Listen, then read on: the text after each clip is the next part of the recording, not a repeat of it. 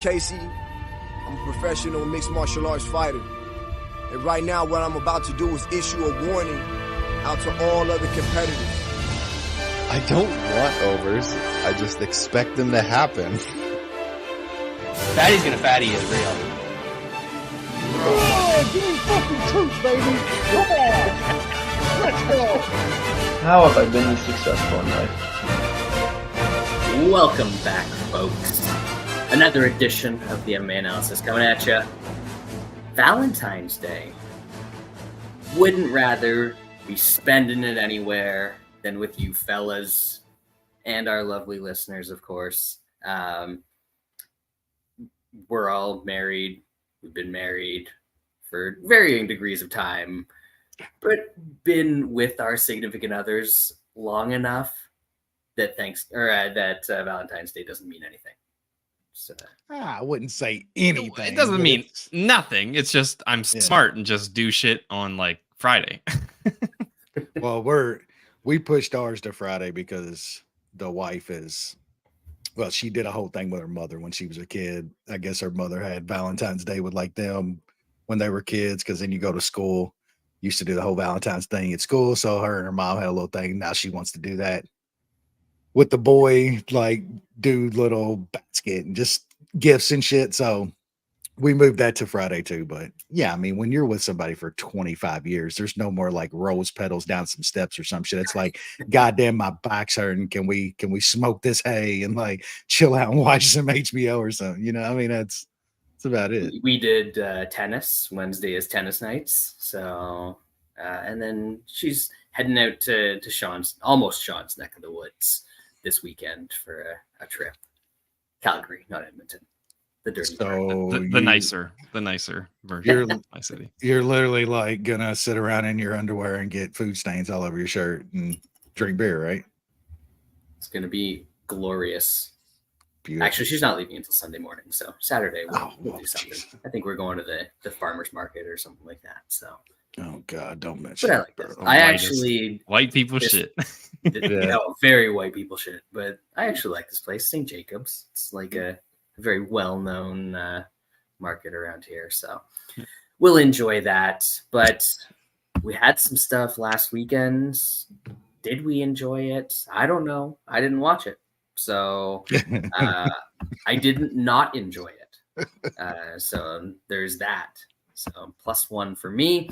Going to go through the results real quick, and you guys can say whatever you want to say.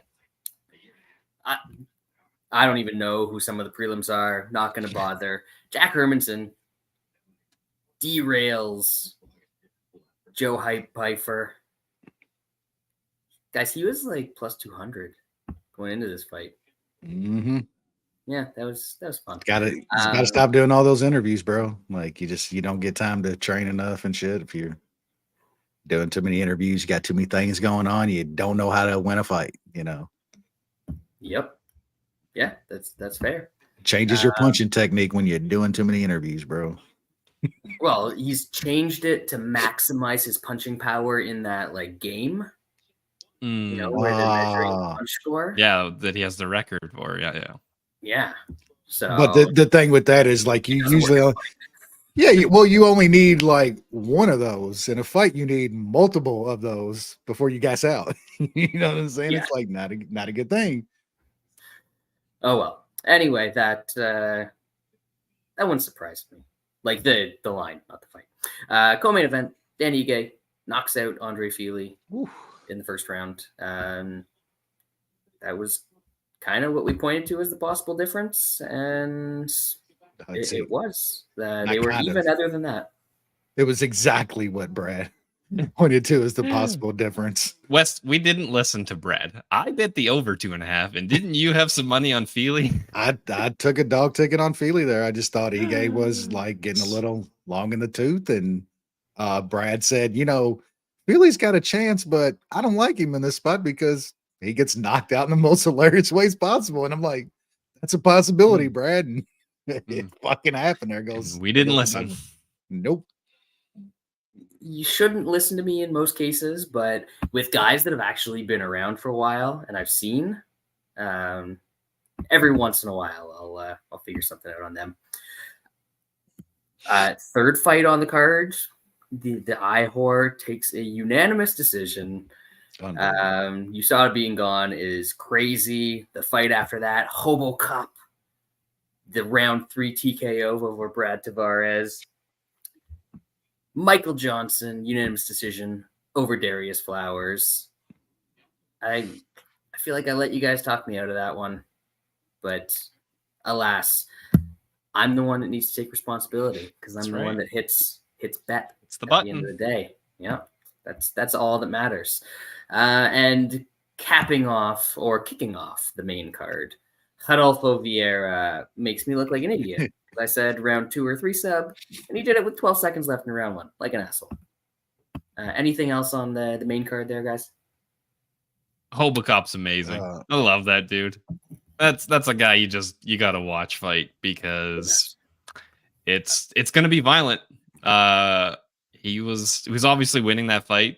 Tavares, I guess, had a better round 2. And then Hobocop says, nah, I'm just gonna fucking end this. And just comes out in round 3 and just runs him over. Amazing. That guy's so fun to watch. Yeah, I was an idiot, bet Darius Flowers. He seems to be blaming it on the terrible weight cut, but he was just a ghost in there. Like, he did nothing and then did less than nothing and got taken down by Michael Johnson. Amazing. I didn't even know that. Yeah, and like you, I took a dart on Vieira round 2 or round 3 sub, and he couldn't wait. Yeah, he got the job done. Yeah, I mean, that was one of the few things I got right Saturday night was Vieira, easy tap. Petrosian doesn't even got bad takedown defense. He has no takedown defense. The dude just fell down. I don't know. Flowers is talking about like he's got some medical shit already that says he actually fucked his shit up on that weight cut. So he might not be like bullshitting that he actually fucked his body up. And they're saying that it's going to take him months to recover. That doctors Not did. good.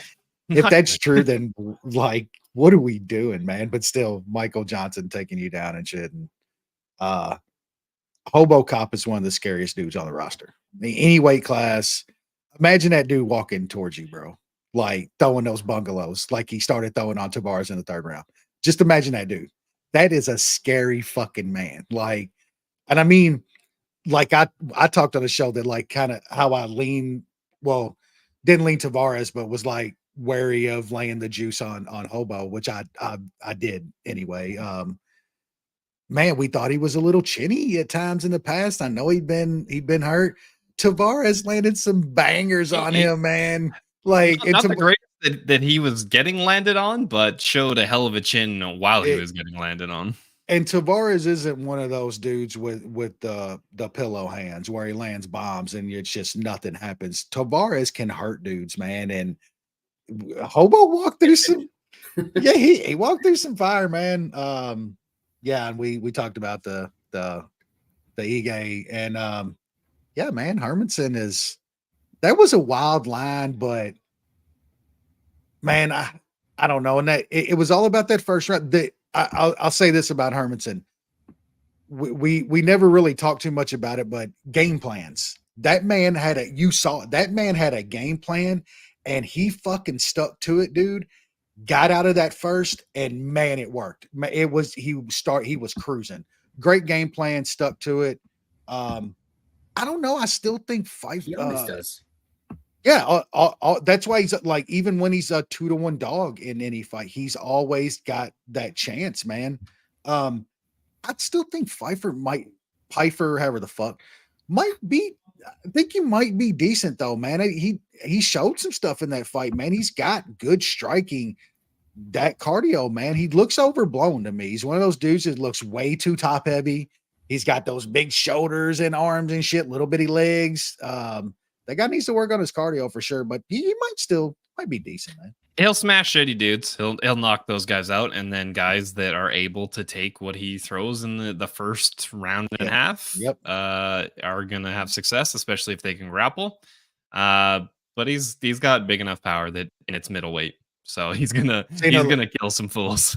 We've seen a lot of dudes come through this sport that are just like him, man. And he's gonna sit right outside the top 10. He's gonna get some wins. He's gonna have some losses and shit. That's just gonna be his career. If he don't, he's still young, man. They got still really young in the game. So who knows? It's one of those guys that when he wins, he's gonna look really good doing it. Yep. And it's gonna always convince people that like, oh, now this time the next fight he's going to be a 300. He's going to be a minus 300 favorite in his very next fight. I mean, the big thing is if he's blaming too much out of the cage obligations to that performance and losing that fight, he's never going to be anything. If that's his mindset right now, he's never going to be anything good. Yep. Prelims, I'm scrolling through and don't care. We lost our under and not to the guy who I thought would have won a decision if that's how it went. But hey, there you go. Crazy. Yeah. Max Griffin, Jeremiah Wells, Bullfrog lost the split decision, and don't care. Anything else on the prelims? The Bullfrog decision was kind of what I thought. Like I had a lot on Bullfrog in that fight. I thought he gave it away. Thought Max Griffin won the fight. The who is it? The Eastern European Anthony Smith. It was Mr. Uzbeki Yams. Uzbek. That's fantastic. That is fucking fantastic. I love that they put the pick out. Oh boy, ran into Anthony Smith. They got the pick out. That's pretty good. Sean, anything for you? Not really. I mean, I think the better play in the Griffin Wells fight was the over. That's what I took. I took the over in the Loma fight. That was pretty easy. That was really nice. I think it was a lot cheaper than I thought it was going to be, considering he's not going to finish. The Giles loss was kind of disgusting. That kind of hurt. Like that Giles, is tough because he was smoking that guy. Did he officially take both first rounds on? I think so. Oh, I guess he got knocked out right at the end of the second, but he was winning it. He was going to be up to. He was going to fucking KO'd. He was going to easily be up 2 rounds. Easily. Yeah. That one hurt, man. Yeah, that happens to Giles every once in a while. Yeah, I think we got another bulb to plant though with this Brazilian. Yep, oh, yeah. I think we got another bulb. I don't mind hearing that, not one bit. All right, that was UFC whatever it was last week. UFC 298. It's a decipherable title for a card because it's a pay-per-view and it's not bad. Pretty good card. That's pretty good. That's pretty good. Main card is very good. There's some hit and misses on the prelims. Main card fights are main card fights. Like maybe all 5. Yeah. You know, that's these days, yeah. I mean, this is a banger card. These days, considering this is a banger card. This is good. And then there's 2 watchable prelims, and then depends on how much you enjoy some jiggling from some 265 plus pound men, not women. Well, I mean, it all depends on how you bet it. That's how exactly. That fight. You just need to know how to live the MMA experience. Yep. You'll just be fine. You'll be fine. There's certain ways to survive in this sport. We'll get to all that. Headliner, featherweight title. Banger. It's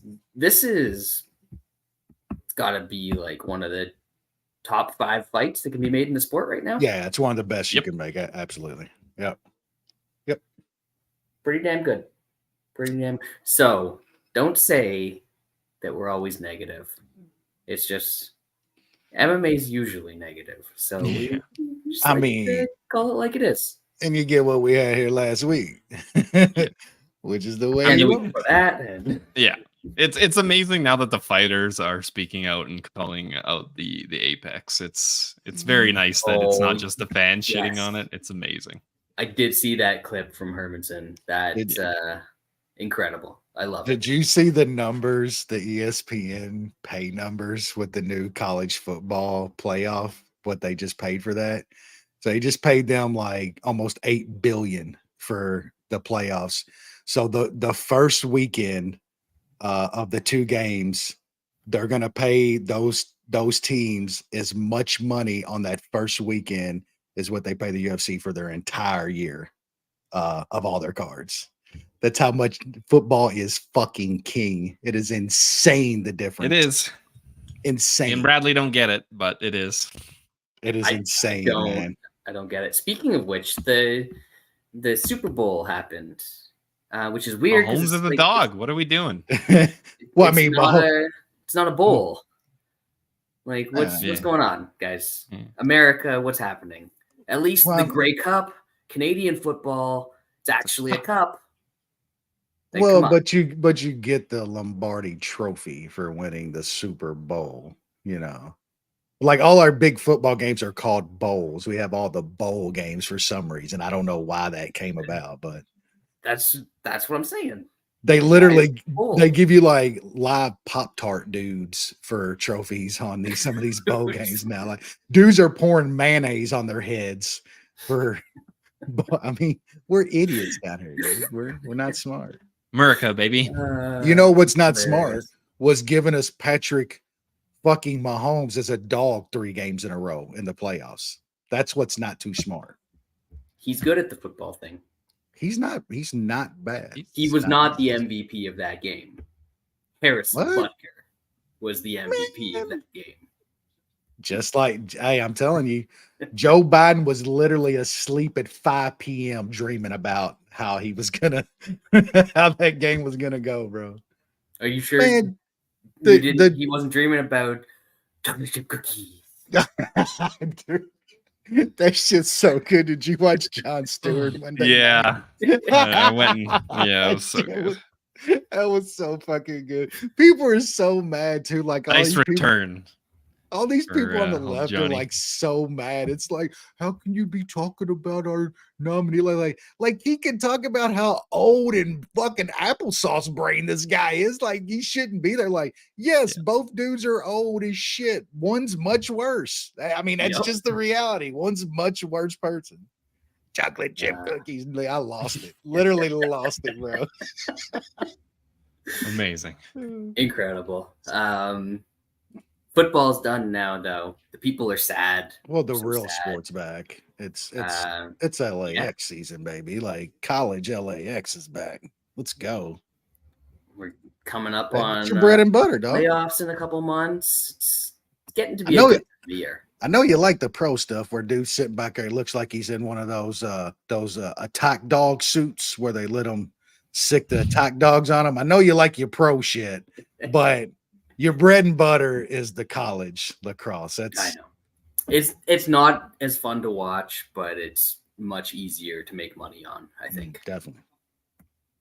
But we'll get there. Speaking of making money, Toutmaster, record pools this year. New leader in the clubhouse. Because MMA Overwatch. Oh, Wes. You're kicking around in the top 5 still. Fifth, yeah. I'm dropping, man. It's bad. It's still early. And don't look now, but in the old Sweet 16 spot. We walking them dogs. I mean, we're gonna be. Hey, ladies and gentlemen that are listening, don't worry about Brad. He's gonna miss a card. We're all gonna be good. Just don't worry about it. Just like May, when it comes to the May long weekend, right when it gets early summer. Summer will get you. Brad's gonna be on that deck 6 deep at one point and is gonna completely forget about those picks. But a fucking 11 a.m. card or some shit like that. That's gonna be the one. Something over in Singapore or some bullshit like that is gonna absolutely. It gets a couple every year. It gets a couple every year, dude. All right. But yeah, Toastmasters, it's fun. You should, you can't sign up now, but you should sign up next year. Anyway, UFC 298, we're kicking it off in the women's flyweight division because why wouldn't we? Andrea Lee, future champion Miranda Maverick. Do you remember those days when she was going to be a future champion? And anyway, Sean. Definitely not future champion, but I'm a bit surprised by the odds here. I do not like laying juice on women's fights, low-level women's fights, but I think she's just better than Andrea Lee. I think Miranda Maverick struggles when the person that she's fighting can out-grapple her. That's when she loses. I don't think Andrea Lee is going to be able to out-grapple her. She's going to out-grapple Andrea Lee. I do have some concerns that she might wear her out and get a sub.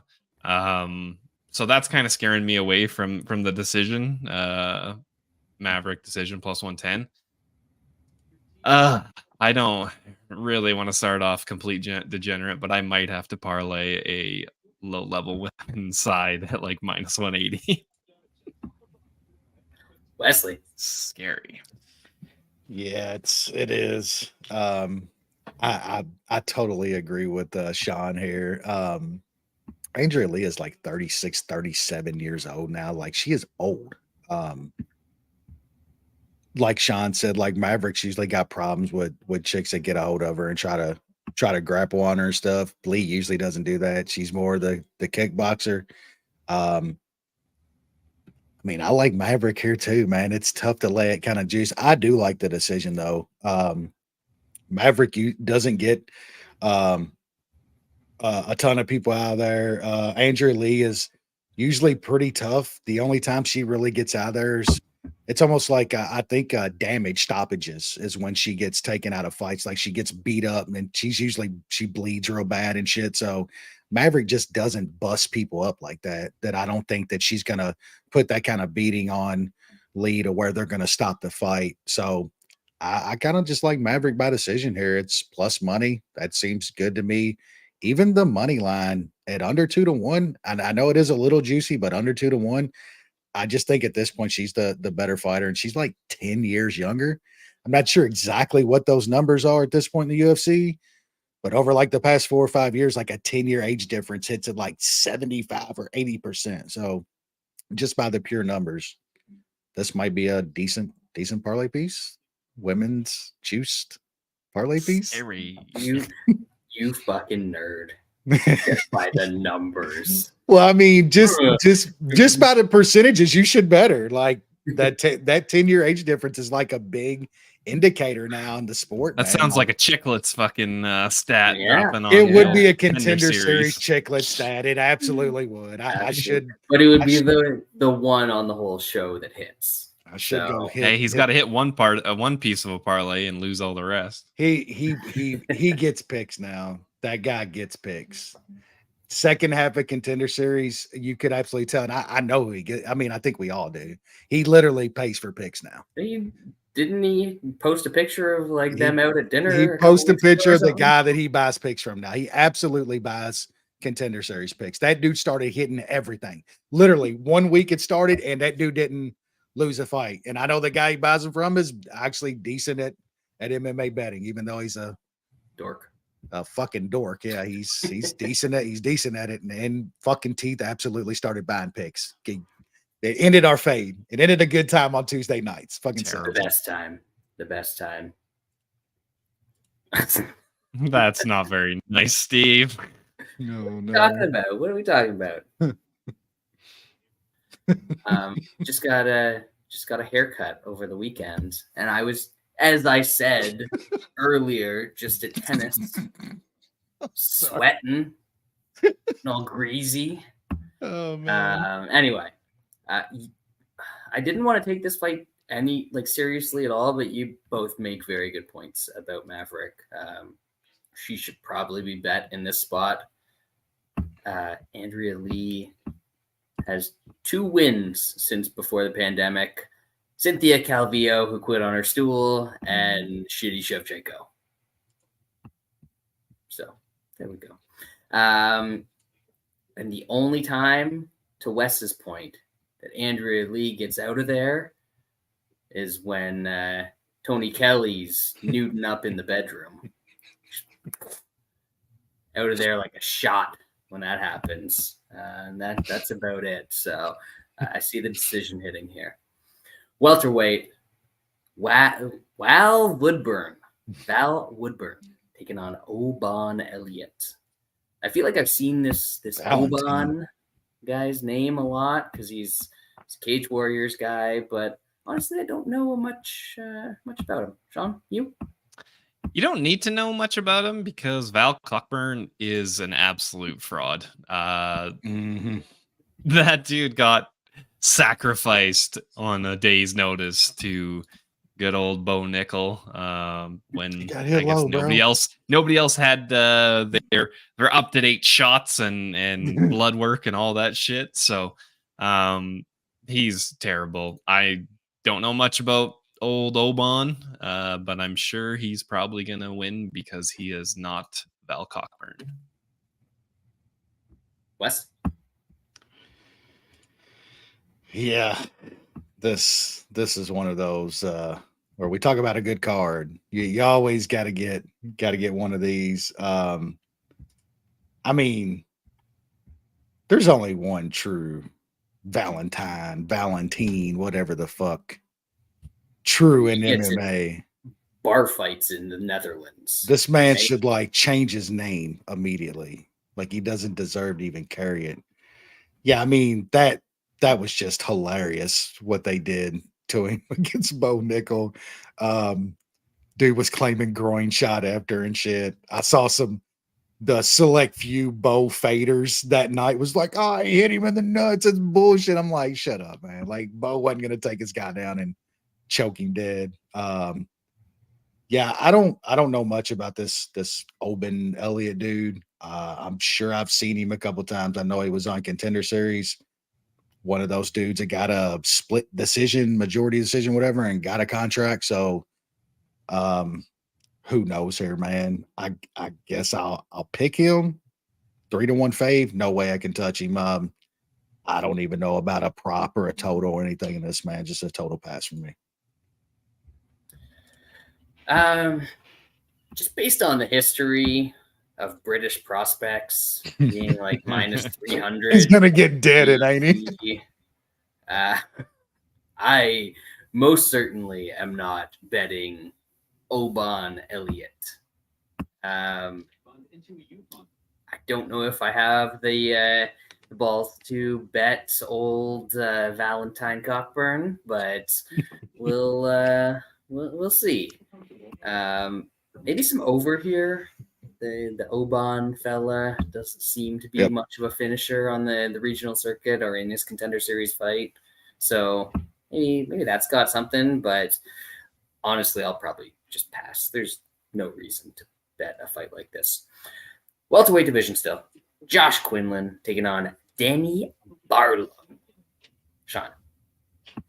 I don't have too much here. Barlow is crushing cans on the regional scene. That's what Quinlan used to do, and now he's crushing some cans in the UFC and losing to some okay guys, I guess, in Trey Waters. I'll probably pick the dog in Doubtmaster. It's this guy just, for the most part, just crushes guys. So if Quinlan does put up some resistance, it'll be interesting to see if he can keep his shit together. At a dog price, it's worth the pick in Doubtmaster. Wes? Yeah, I think based on all those factors that Sean said, he's worth the pick in Doubtmaster. Quinlan's a little bit more, a tiny bit more seasoned up in the UFC at this point. Barlow's crushing like the cans of the cans before the Contender Series. Raheem Forrest, I mean, got knocked out by fucking old Charlie Radke back in fucking CFFC before he got knocked out by this dude. So I don't know how good of a win that was on the Contender Series for Barlow. But this man comes down to me like those dudes that come off of these shows and they're crushing cans. They run into decent competition in the UFC and they turn into it's a close, long fight. So I kind of like the over 1.5 here. There's some, I think some minus 125 out there at some spots. So I just think these are two dudes that crushed a bunch of people and they fight guys that are about their competition. And it's going to be kind of a back and forth kickboxing fight. So I like the over 1.5 here. Originally, I was kind of thinking the same thing, Wes, where it's like one of them just can't finish, and then they both gas, and then it's just sloppy until the end of the fight. But I have seen a bit of Quinlan. It seems like he's decent, somewhat decent cardio. Like he'll keep pushing it through round 2, round 3. So I really think that if he doesn't get knocked out immediately, he's probably going to take this fight over. And he's the dog here, and he's the guy that I feel more confident of getting an actual 15 minutes out of. So, yeah, I'm probably going to end up with a bet on Josh Quinlan in this spot. So that'll be fun. Light heavyweight division. There's no way you know either of these dudes. No way. Boys, we've got the number 1 ranked light heavyweight in China. And on the number 2 light heavyweight in Brazil. There's like 15 heavyweights in China, like in the whole country. This is the Xi Jinping, Jair Bolsonaro.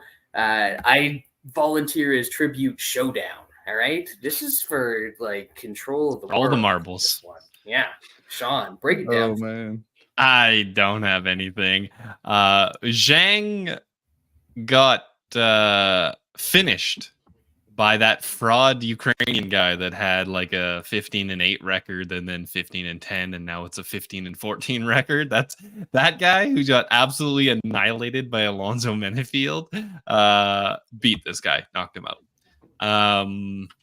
I'll probably pick the Russia or the Brazilian guy. He's Brazilian. I'll take that guy. Wesley.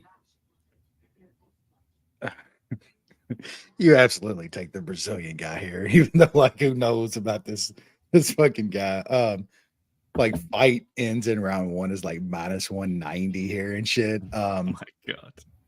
I mean, I can't bet either side here. I'm gonna wait and see what fight starts round 2 comes out as. Like I don't see it posted anywhere yet. Imagine it's a decent plus number. I'm not saying I'm betting that. I want to see a number, but man, this just feels like these dudes are going to get sloppy. All of them got first round finishes. Most of all their losses are first round losses.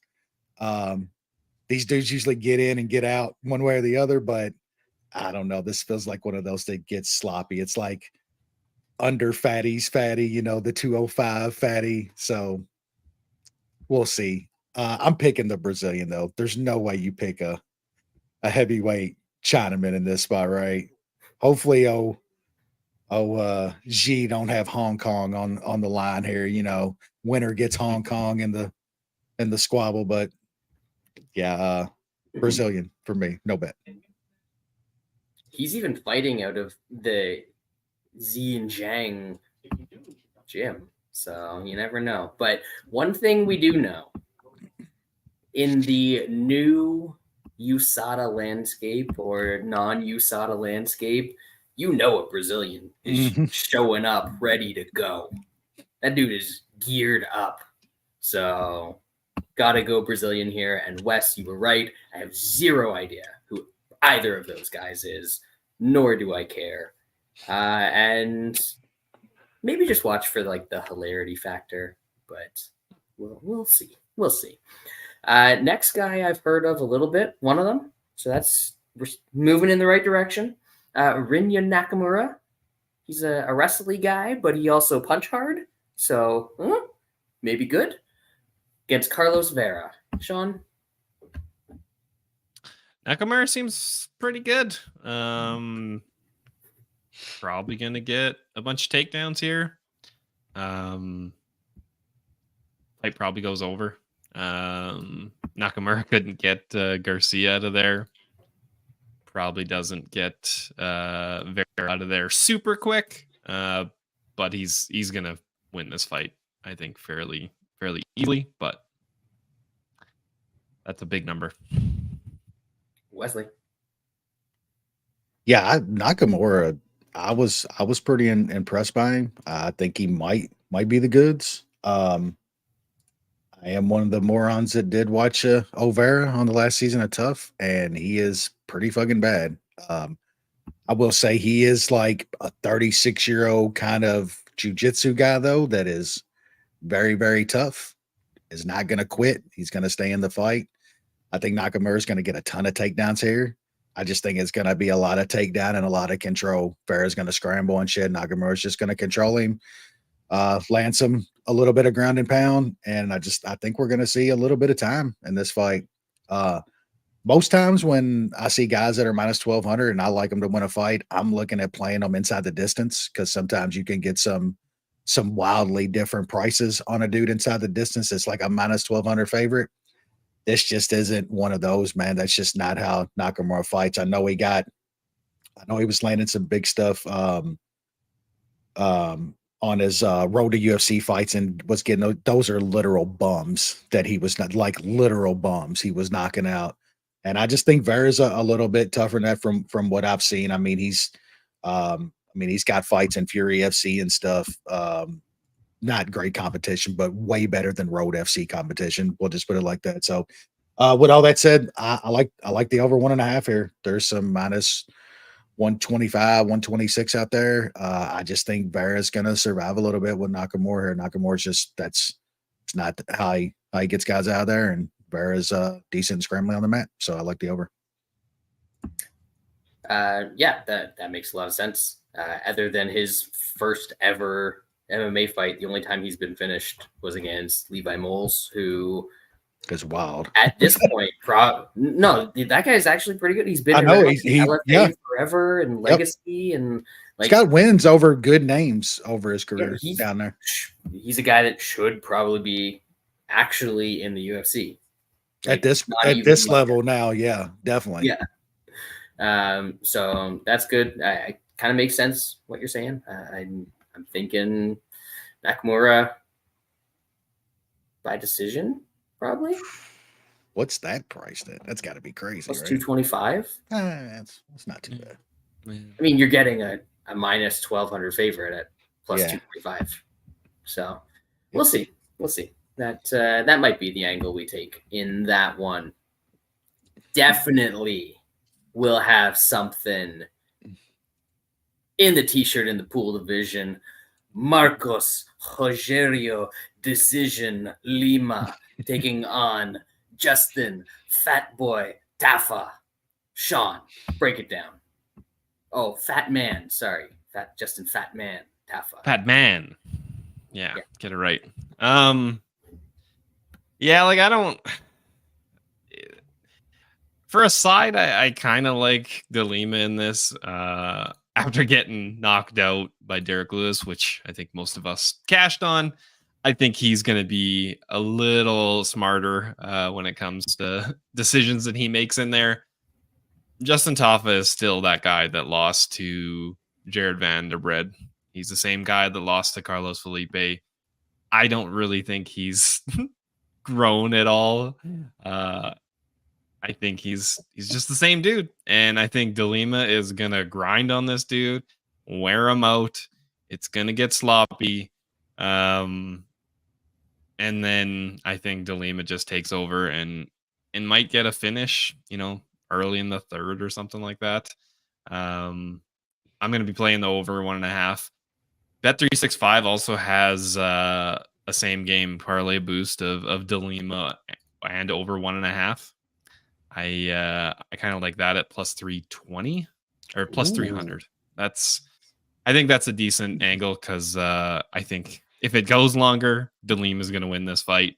Both guys have a chance at finishing early, but at plus 130, I know the number's been coming down, but I still think it's good at some decent odds to go over 1.5, and let's get some jiggling going on. Wesley. Yeah, I think, for me, as far as the side goes, with what I'm betting and the way I need it to play out, I gotta like Lima here. I think Lima's got to drag this out a little bit and wear on Tafa. Tafa's gonna come forward and throw some stuff early. That's what he's gonna do. But I think Lima's gonna grab a hold of him, and we're gonna get jiggly early. We're gonna get jiggly long, and we're gonna get jiggy with it. I like the fatties here. I really like the fatties here.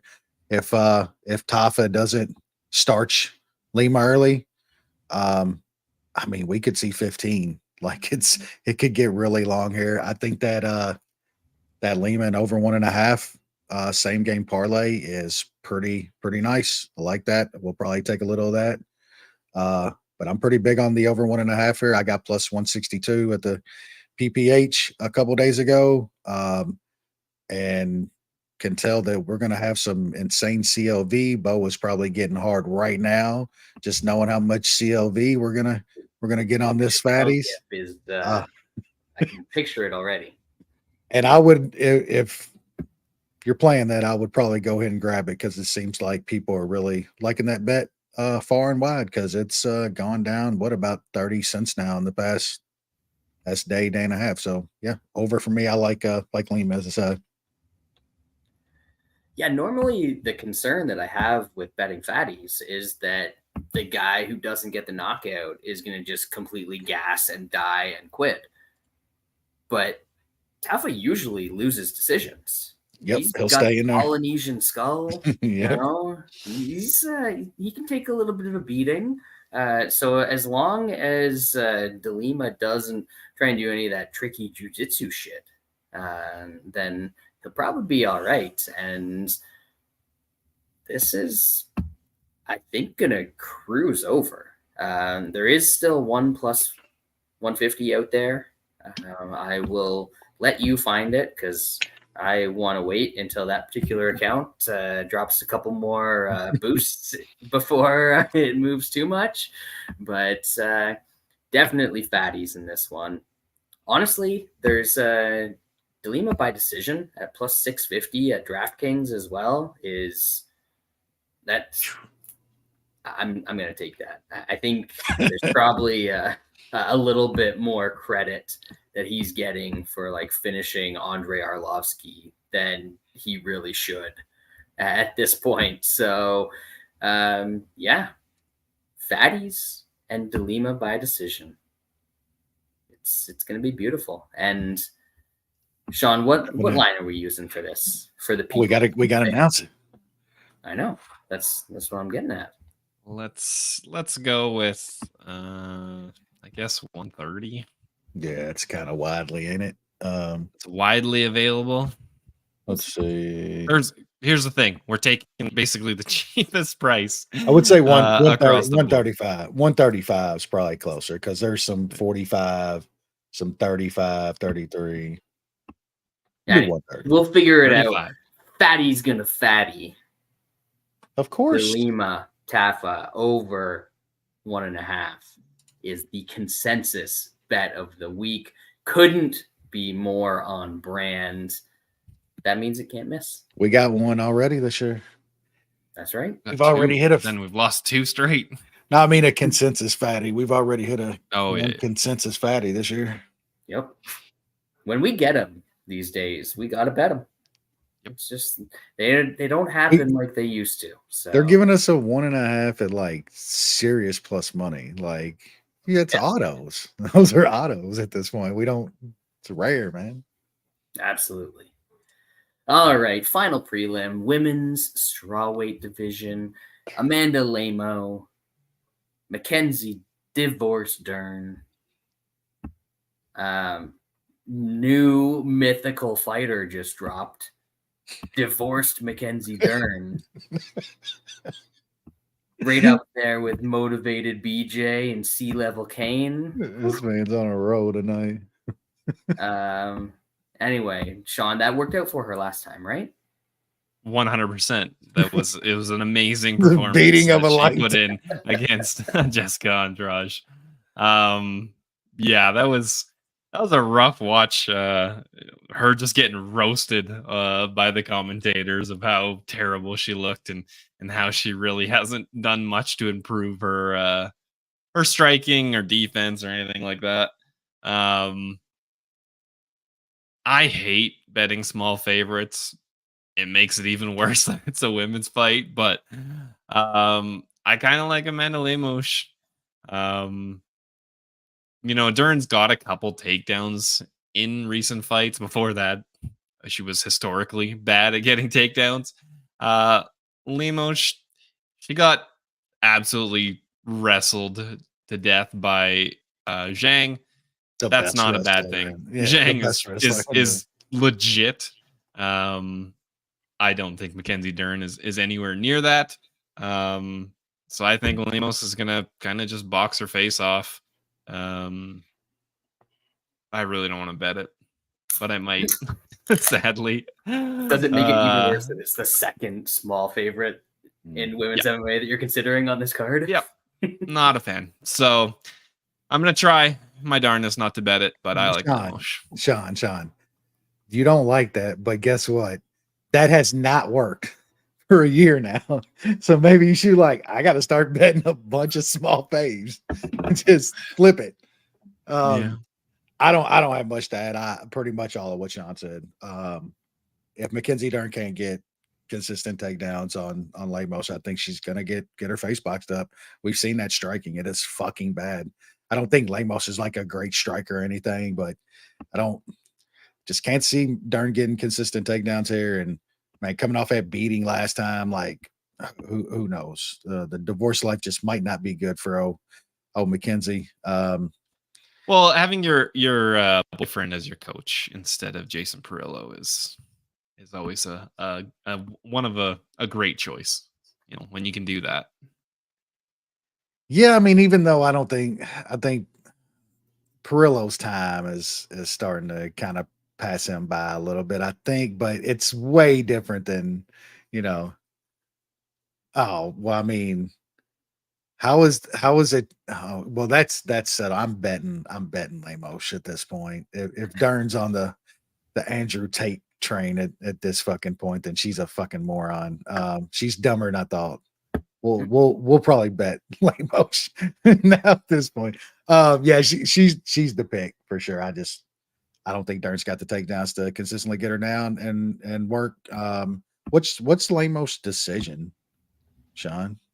It's not amazing.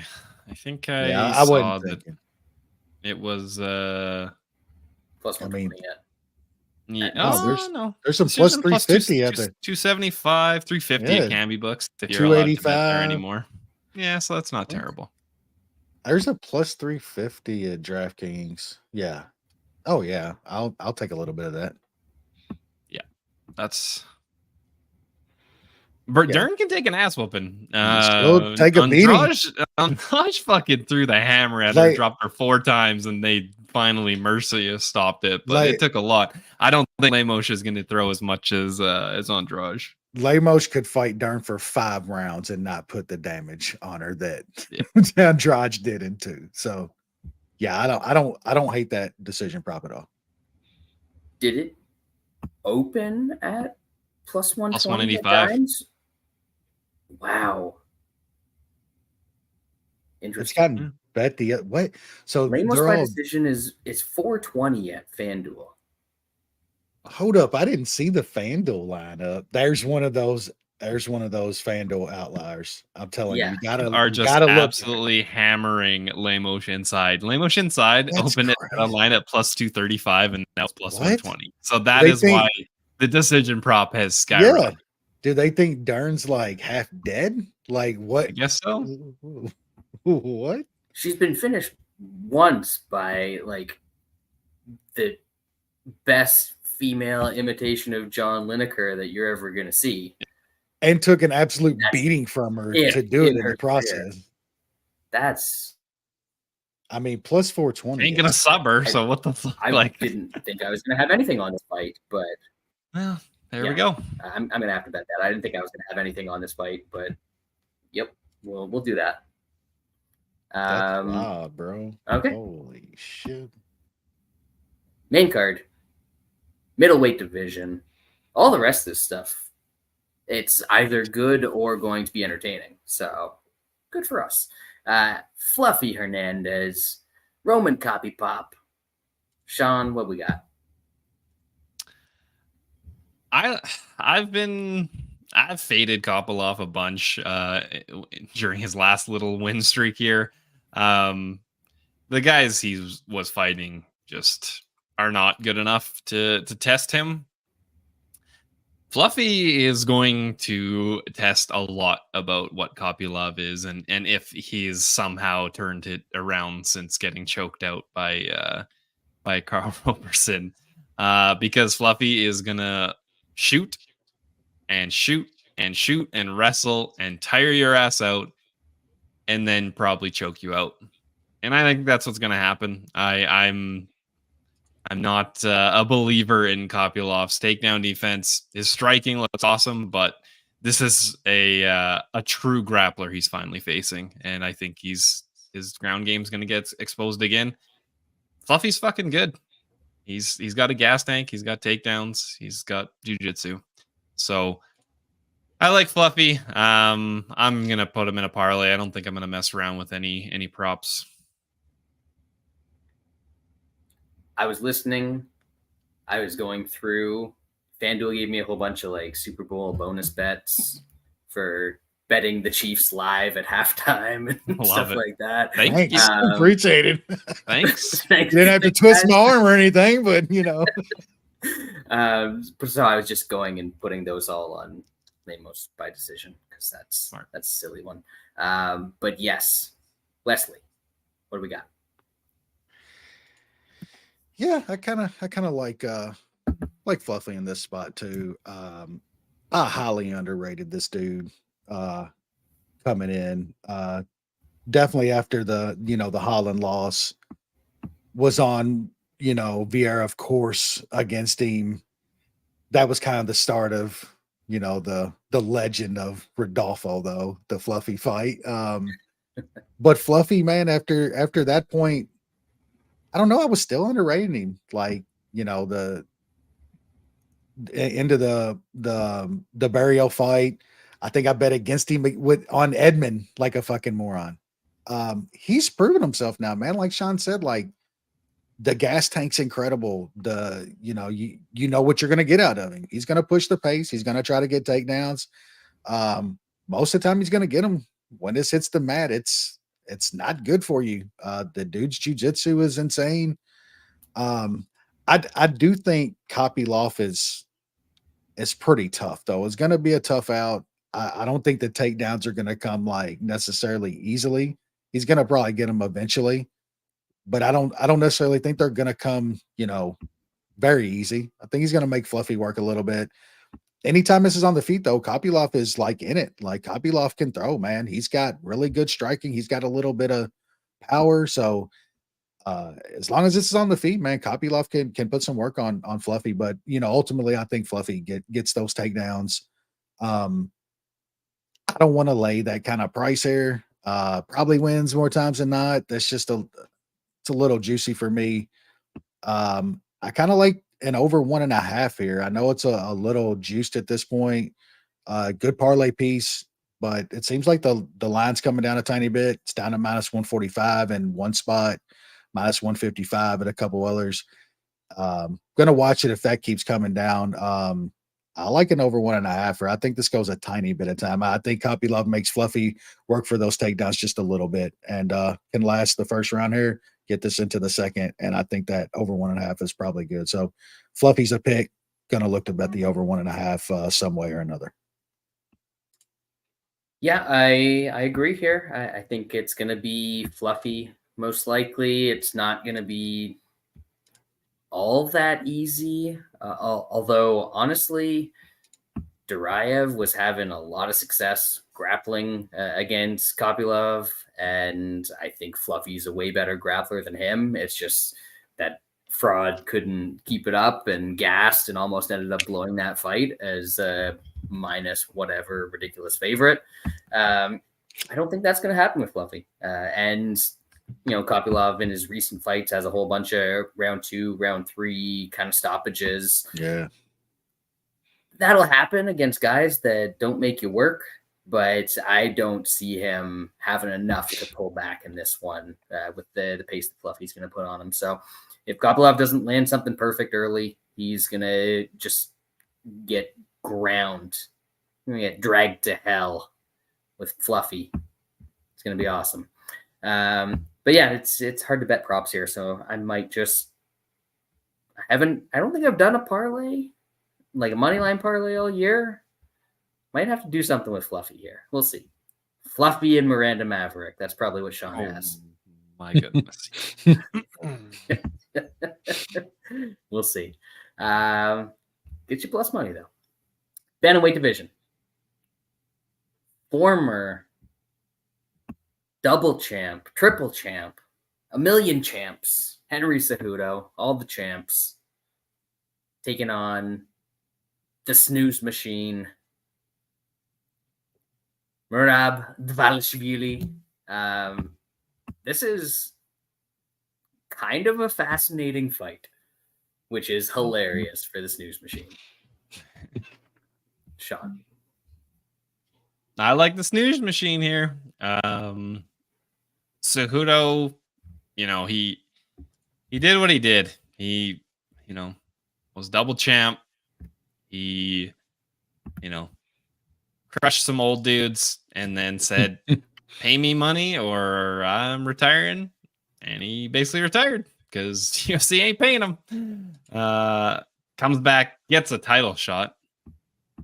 And from after 3 years, and he did good. He did well against Sterling, better than I expected. But this is a guy that I don't think he loves fighting. I think he wrestled and then didn't have anything else to do after wrestling. So I guess you have to fight, and he's very fucking good. He's an extremely talented fighter. But at 37 years old, he straight up said today if he loses, he's retiring. I don't think this guy is not in it for the long haul. I don't think he is motivated like Merab Dvalishvili. And then just in the fight, I think Merab is just gonna he kind of broke fighting against Jan, because when somebody shoots 49 takedowns, they are not supposed to be alive when getting 75% of them stuffed. But the dude did it. He did it for 5 rounds. This is only 3 rounds. I think he's just going to put a shit ton of pressure on Henry, shoot takedowns, probably not get him, then just throw some strikes, shoot takedowns, and overwhelm this dude. And I don't think Cejudo's going to be able to land much going backwards. And eventually he's just going to crumble. And Merab's going to win a decision. He's not fair, but he is what he is. And I really hope that he gets to fight Sean O'Malley, because that would be very fun for me. That would be an incredible sight. Wes? Yeah, dude dives head first into a frozen lake. I'm taking the dude that dives head first into a frozen lake as long as he's still not all day. Dead. All day. As long as he's not dead, I'm taking him. Still the best name out of Brad's future nicknames book. I don't think there's any touching it. Yeah, I mean, like Sean mentioned, just all the narrative stuff off top. I mean, Cejudo was like, he's got more going on with with coaching in a successful gym and stuff at this point, to where I don't even know what he's doing here. Like, seriously, he's not making no title run. Like, that's not happening. I don't really know what he's doing here. Maybe just a little bit of pride, seeing if he still got it. I guess, I don't know. He's 37 years old at this point, at this weight class. I mean, he did decently enough off of the layoff against Aljo. I just think that just the pure fact that he was a great fighter. He's still good. You know what I'm saying? We saw in that fight, Sterling was putting Henry in spots on the cage and controlling him and stuff that, like, no guys would have done that 3 years before that in his prime, man. There's just no way. And I just think that's what the old snooze machine's going to do here. It's going to be full out pressure. He's going to be backing Henry up. He's going to be grappling. He's going to be shooting takedowns. There's probably going to be a ton of time of Henry's back against the cage in this fight. There's going to be a ton of it. Merab's going to hold him there. He's going to throw a little punch. He's going to throw some body punches and shit.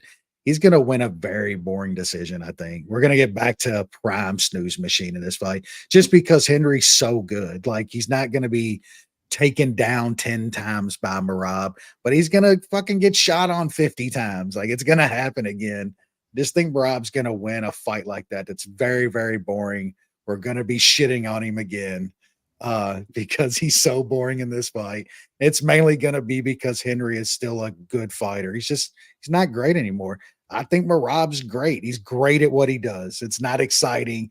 He's not going to knock you out. So yeah, I like him here. I got him in a couple parlays already, and he is minus 115 by decision at FanDuel. I think that is a very good number on Merab because he's not stopping Cejudo. I just don't see how that happens. I played a money line parlay just for, just the safety of it. But that decision number is very, very good. Minus 115 is a very nice price. When I saw this matchup, I really wanted to bet Cejudo, but I wanted to bet like 2 years ago Cejudo, 3 years ago Cejudo. Definitely not. I win that fight. He probably won that fight. Coming off a shoulder injury and all that sort of stuff that knocked him out of the Vera fight. This dude is honestly one of the top 5 most talented people to ever come in MMA. Like, it's ridiculous how good he was at wrestling and like the route he took through wrestling. To real legitimate gold medalist. You know what I'm saying? Like, legitimate. Yes. Like freestyle wrestling. Like, there was some Greco guys and shit back in the day. Henry is a legitimate like freestyle wrestling gold medalist. Insane. Yep. Double champ on top of it. Insane. And to your point, even when he came over to MMA, he would be like, he was fighting at flyweight, but he would miss weight by like 12 pounds and shit like that. Like, you can tell that he didn't really care. And then he cared to the point that it got him to be the best in the world at fighting. And then he didn't care anymore and he left and now he came back. And I think it's got to be a little bit too late in the game for him to come back at this point. I still think this is going to be a competitive fight. Like, if I am betting this fight, it's more likely than not that my money will somehow be on Cejudo, maybe like a +3.5 or something like that, because Merab's not going to walk in and just out wrestle the shit out of Henry Cejudo. It's not going to happen. And Cejudo's the better boxer of the two. But it's just like Sean said, Merab broke MMA and he's going to, he knows how to win the way fights are scored. And he does that better than probably anybody ever. So probably takes a decision here. I just like Cejudo's a proud guy. He's going to fight back against a guy that's pushing him and pushing him in a discipline that he knows he's better than that dude at. So he's also probably gonna be like 20 pounds smaller than Merab come fight night, which minor detail. Merab's not that big. I don't know. It might be close. Cejudo's a 5'4" bantamweight. Cejudo is shorter than me. You know how much it takes to be shorter than me? He is tiny. He's jockey size, bro. He is horse jockey size. Like, straight up. I mean, Merab's only 5'6". Like, I mean, there's a tall or wide. I don't know. There gets to be like a threshold around there somewhere to where like you just too short. I think 5'5", 5'6", you're starting to get over like he's not like jockey size. 5'4" is like, man, put that man on a horse. You know what I'm saying? Yeah. Like, what are we doing? You can hide behind the head, man. It's perfect. Aerodynamic. My career move. It could have been great. Could have been great, boys. Welterweight division. Jeff Neal Ian Gary. Never mind. Sean, go. Would I love to see Jeff Neal knock Ian Gary the fuck out? I would. I don't think it's going to happen. Jeff Neal did look decent against Shave Cat. Was able to hit him a lot more than really anybody has.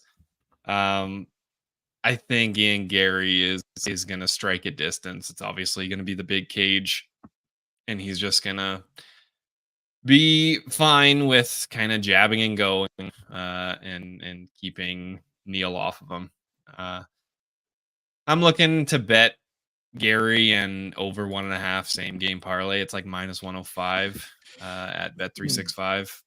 I think that's a decent play, but if I lose it and Ian Gary gets knocked the fuck out, I won't be sad.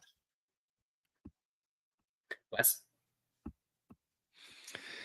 I mean, this is going to be by far, not even close, the best dude in Gary's ever fought in his life. Like, by far. Oh, you shit talking Mr. Magny Medoff? I mean, come on. Magny in 2023 or Jeff Neal. Like, it's a difference here. This is the best guy that in Gary has fought by far.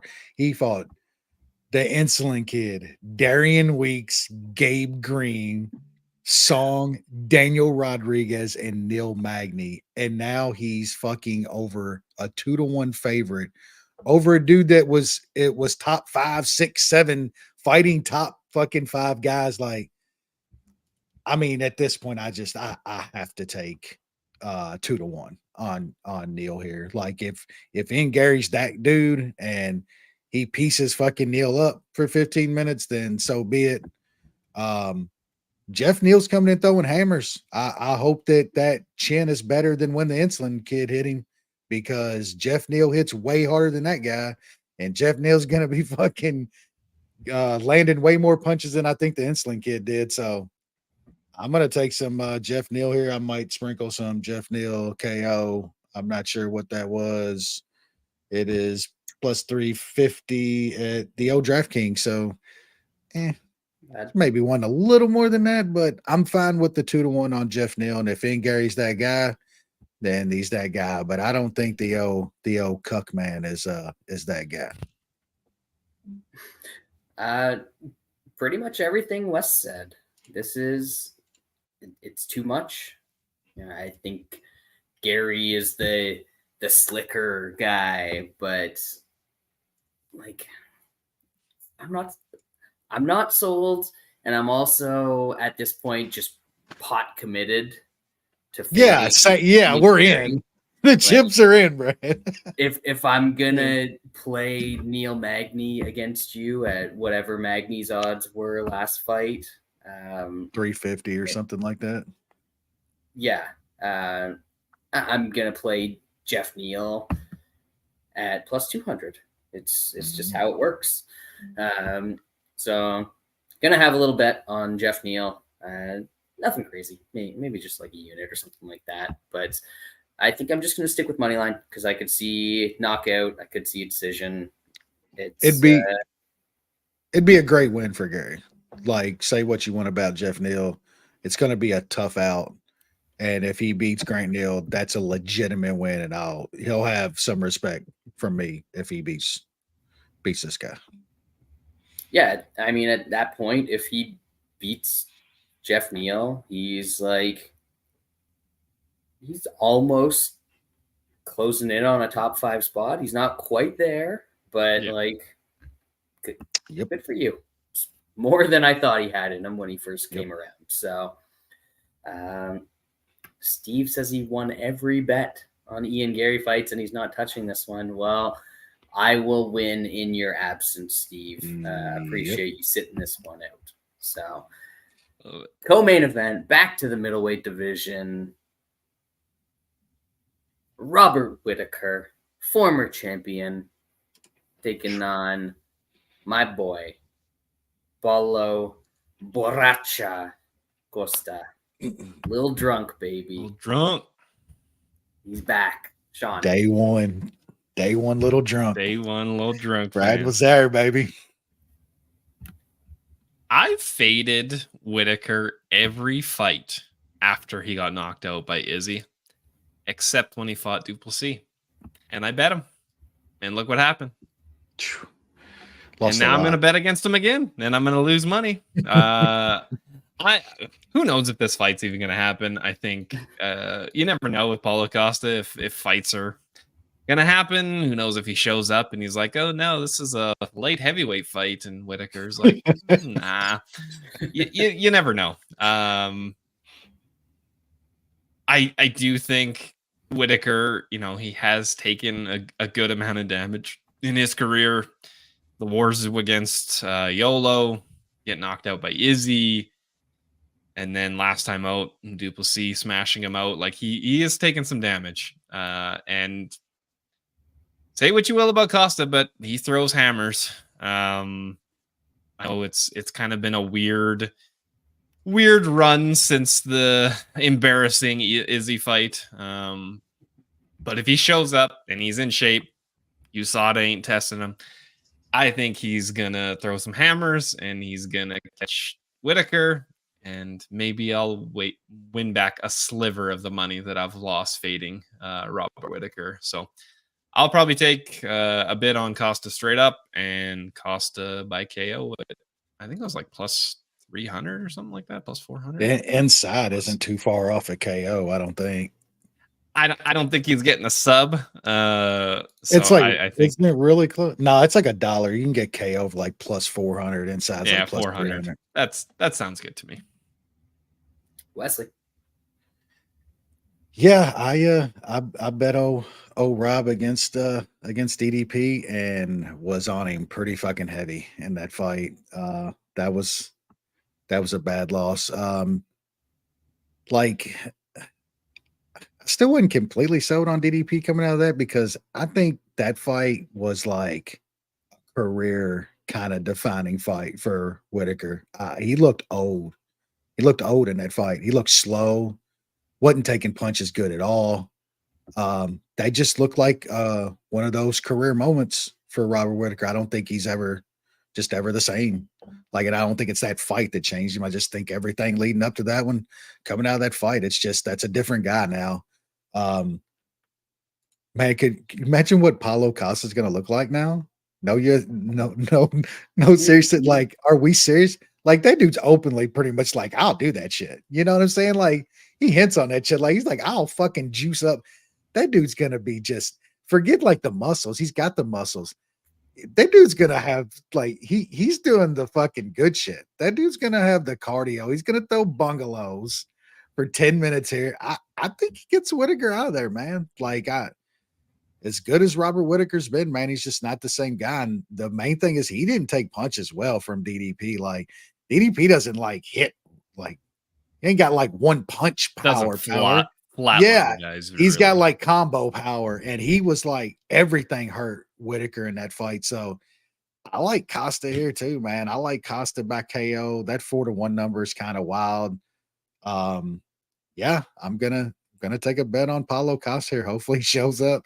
Hopefully he's on every bit of fucking those yam shakes, you know. Put the special yam juice in the bottle. Let's go. I think you guys might have talked me into it. We'll see. Oh shit. We'll see if we get all the way there. But something that I'm certainly looking at, regardless, and kind of liked before I even heard you, is the Costa no scorecards line, which is minus 105. So if he gets that finish, you win. If Whitaker wins a decision, you get your money back. Yeah. And I think if Whitaker wins this, he's probably got to like play it pretty safe with the karate on the outside, mix in a couple takedowns and kind of grind it out.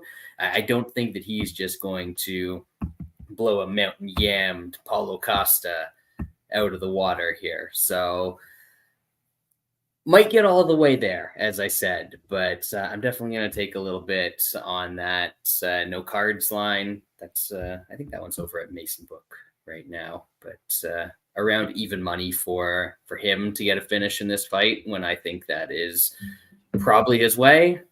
That would make sense to me. Main event time, featherweight division. We've got the number 3 featherweight in the world, Ilia Topuria, taking on the number 62 lightweight in the world, Alexander Volkanovski. Like, how do they even... Two-time title challenger, bro. What are you talking about? How do they even come up with this shit? he fought for the title, barely lost, and then fought for the title coming off the beach and lost a little bit more. Just a little bit more the second time. Should be noted, because I'm sure Wes is going to note it if Sean doesn't, that second lightweight title bout was only about 4 months ago. Be a little bit less than 4 months come fight night. That's probably not ideal, but otherwise, what are we thinking about Volkanovski and Topuria?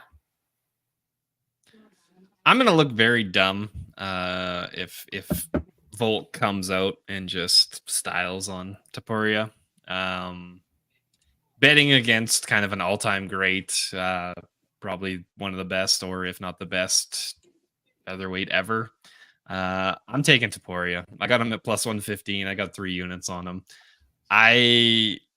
Volk is getting old. We all know the stats when the small guys get old as champions, they usually lose.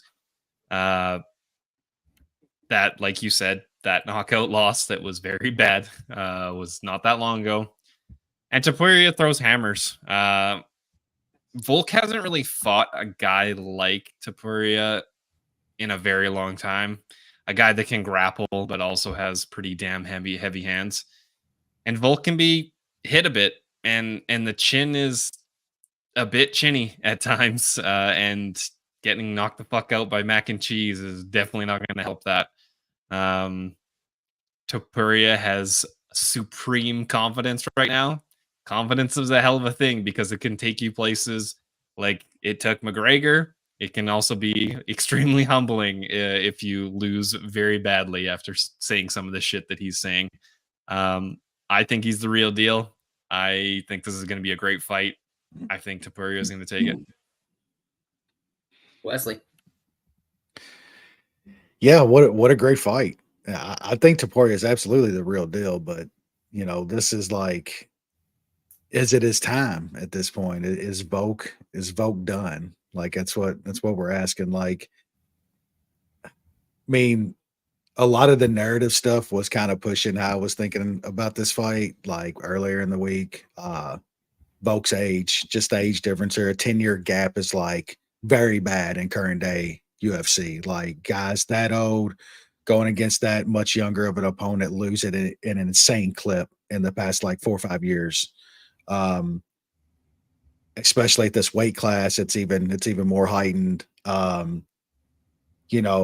coming off a KO, only 4 months, but like the 4 months part, looking at that, I don't know if that's necessarily real bad. 4 months isn't like, a really, really short amount of time. 2 months was. 2 months was a very short amount of time with no training and shit and drinking. Literally, he's like, I'm drinking it for every day. Like he thought he was off. You know what I'm saying? He knew this fight was coming. 4-month training camp, So like, I think that's not as bad as like what I was thinking like early in the week with just kind of the narrative stuff, the age and stuff and the KO. Like the few times that Volk has like faced dudes with big power, like he's been hurt. Like Mac knocked him out, and Mendez, like when he fought Mendez fucking hurt his ass. Those are really the only two like big power punchers that he's ever really fought. Like Max isn't a big power puncher. He's got, who was it? Max dropped him twice, and he's not a power puncher. And he's not a power puncher. So like, I know he fought, Aldo later on. He had Ortega, not a power puncher, almost got choked out. Like Volk's been in bad spots, man. Guys with like very big power or very good things that they do. Ortega's, jiu-jitsu. So, I mean, Topuria's got that, man. He's got the pop. If he lands, dude, that chin is, you know, I don't know, man. It's a great fight. I'm going back and forth. It's tough for me. I just don't know if Volk is done at this point, if Topuria is there at this point. I'm going to go with Topuria. That was my first gut thought when this fight got announced, and leading up to this week, I've been Topuria. I just don't know if I can bet him, man. I don't know. You're getting a great line on an all-time great fighter. If you like Volk here, you're getting a price on an all-time great fighter that you're rarely going to see.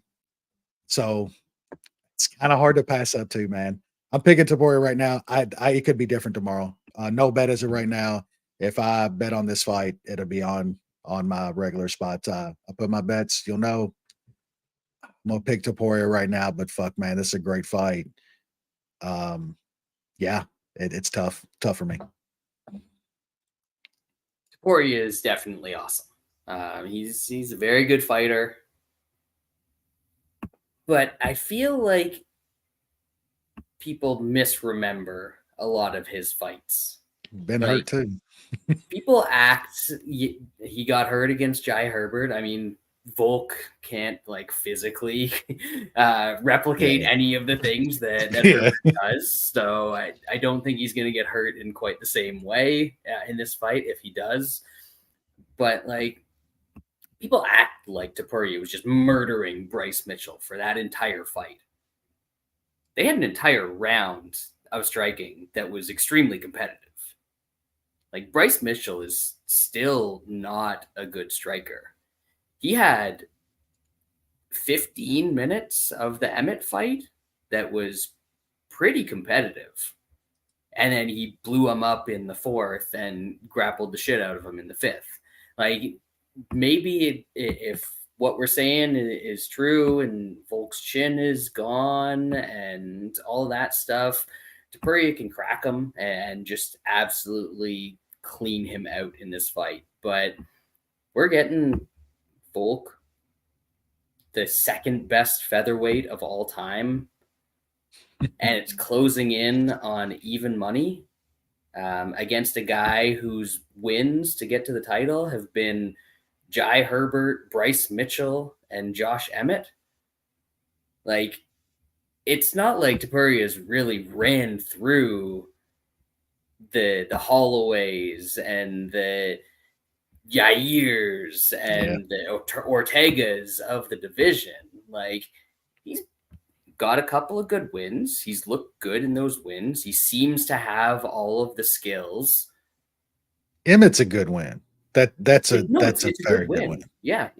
I get what you're saying. That's it. That's like it. You know what I'm saying? Yeah.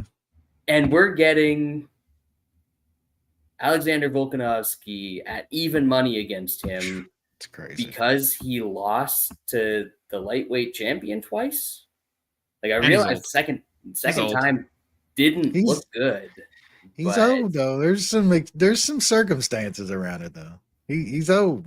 He's getting old. Like, there's a lot of tape on him. Yes, it's very good tape. He wins almost all of his fights, but that's the problem. That's why it's impressive when guys can actually keep defending their belt, because there's a shit ton of tape on them.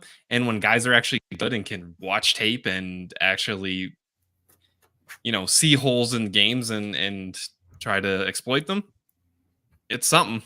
Got a great camp that can look and find those holes that you can exploit them and make a game plan. And has a guy that actually executes that shit. Like, he looked completely different in the second Max fight than he did in the first.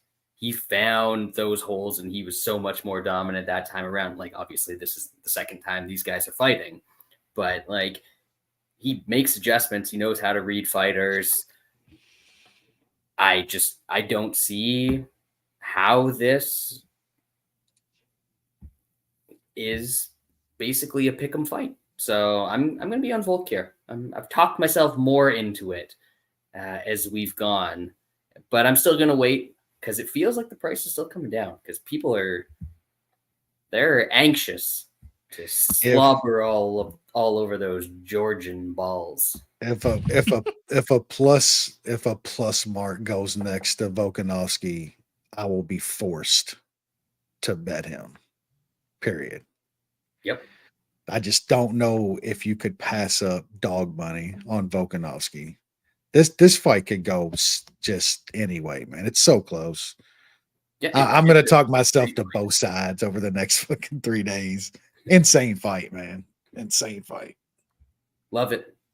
This sport is awesome when we get awesome fights. So I'm glad that we've got an awesome one and a couple very good ones going on this weekend. It's going to be fun to watch. I will actually be watching. So we'll see. But fatties is the consensus.